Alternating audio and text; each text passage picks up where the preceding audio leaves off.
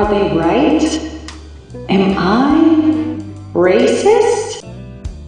Racist? Racist? Racist? Racist? Racist? Racist? Racist? Racist? Racist? Racist? Racist? Racist? Hello again and welcome back to another edition of the Wiccan Conservative. Today I bring to you an overview of the Bill H.R. 1. If you haven't heard about this bill yet, be forewarned, it's a doozy.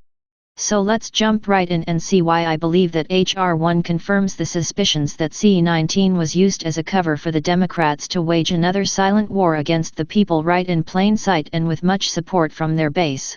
The first thing that is written into this bill that pairs well with the technocrats' vision of future elections is the introduction of online registrations, and the promotion thereof.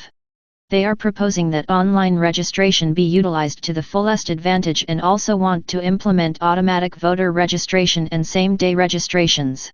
Currently, some states already implement some of these methods, and others do not. This bill aims to take away the right of the state to have the ultimate control over how to register their citizens to vote. The types of access to these types of registration methods create a few problems. First, a program and servers would need set up for states that are not currently using these methods, and then you would need a team to run them. In addition to opening the access to the alleged suppressed registration process, they want to implement new policy for interfering with registration. Does that mean if a state were unable or unwilling to allow access to the new or future proposed legislation in regards to voting, that state, department, or individual would be in violation of federal law? Keeping the theme of "for the people" legislation, the bill also requires that 17-year-old voters have access to voting registration materials in their schools. The bill continues on outlining goals such as voter intimidation prevention, democracy restoration, extending early voting, even redefining the court's role in redistricting and inmate residency. But, of course, this is being presented as a bipartisan bill, and the only thing the MSM can report on are the few exchanges we the people actually would get for agreeing that the 2020 election was the most secure election ever. The bribe is as follows: in exchange for the previously mentioned rules, Congress agrees to improve election security in the following ways.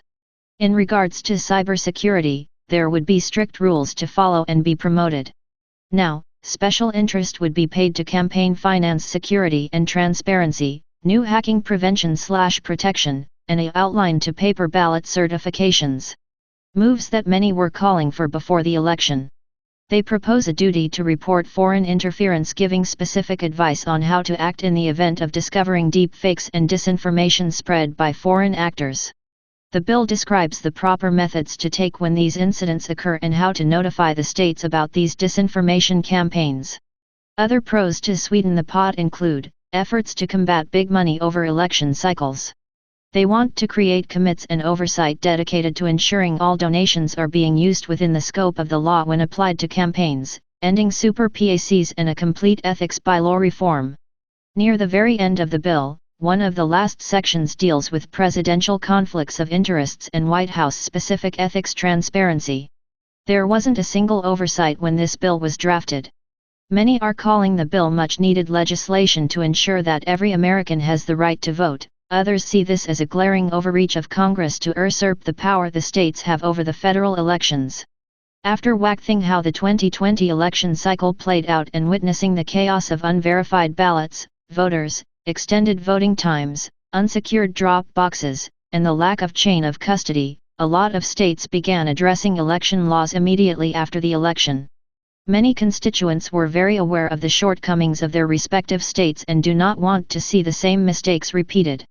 This bill seems to propose that if we take every misstep of 2020 and make it law, they promise they'll make the elections just how they should be, and since they made all the rules, they'll definitely follow them.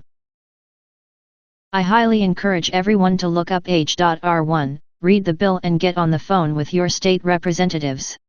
We need to ensure the states remain the sole custodian of their elections, and the power of the people to have the ultimate oversight remains as close to them as possible.